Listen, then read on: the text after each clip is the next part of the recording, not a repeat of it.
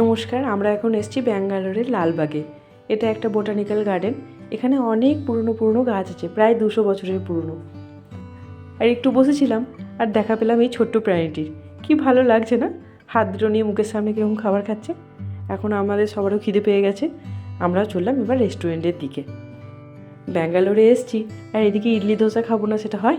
যবে থেকে ব্যাঙ্গালোরে পা দিয়েছি বেরোলেই শুধু একটা করে ডাবের জল খাচ্ছি। এখানে প্রচুর গাছপালা, জানেন? কলকাতা থেকে আমার এখানে প্রচুর গাছপালা যেন বেশি মনে হচ্ছে। চারিদিকে গাছে ভর্তি। আর এই যে চলে এসেছি রেস্টুরেন্টে। এই রেস্টুরেন্টে আবার নাকি প্রচুর মাদর হনুমান ঘুরে বেড়ায়। চলুন যাই, একটু ভয় ভয় লাগছে, কিন্তু ওরা বলছে যে তেমন উৎপাত করে না। আমার বেশ ভালো লাগছে ব্যাঙ্গালোরটা। সবথেকে ওয়েদারটা দুর্দান্ত একটা ওয়েদার।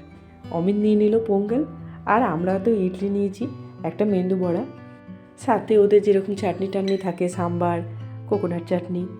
আর এই ইডলিটা একটু অন্যরকম, কলা পাতায় মোড়ানো, সেই আমাদের ইলিশ ভাপার মতো তেমনটা না।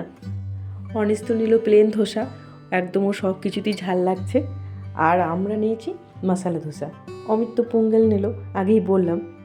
চলুন, চোখের সামনে এত সুন্দর সুস্বাদু খাবার আর থাকা যাচ্ছে না, এবার খেয়ে নিই। গরম গরম খাবার পেয়েছি, কিন্তু একটু হনুমানের উৎপাত তো আছে। খাবার একটু দেখলেই ওরা চলে আসে। খাবার শেষে 1 কাপ মশালা টি। ওহ, খাবারটা আজকে সত্যিই দুর্দান্ত ছিল। রেস্টুরেন্ট থেকে বেরিয়ে একটা সুন্দর মতো দোকান, এখানে অনেক কিছু আছে দেখার, কিন্তু কিছু বইও দেখতে পেলাম। তাই অনিসের জন্য একটা রামায়ণ নিলাম ইংলিশে, আর পঞ্চতন্ত্র নিলাম। বেশ রাস্তায় গাড়িতে যেতে যেতেও পড়তে পারবে, বোর হবে না। আর এইটা ভারী মজা, জানেন? একটু জল ভরে দিলে কি সুন্দর বাঁশির মতো আওয়াজ হচ্ছে। আমি নিয়ে যাব। এখন আবার বাড়ি চলে এসেছি। বাড়ি এসে একটু বাচ্চাদের জন্য চাউমিন করে দেওয়া হলো। সারাদিন ঘোরাঘুরি করে প্রচুর ক্লান্ত।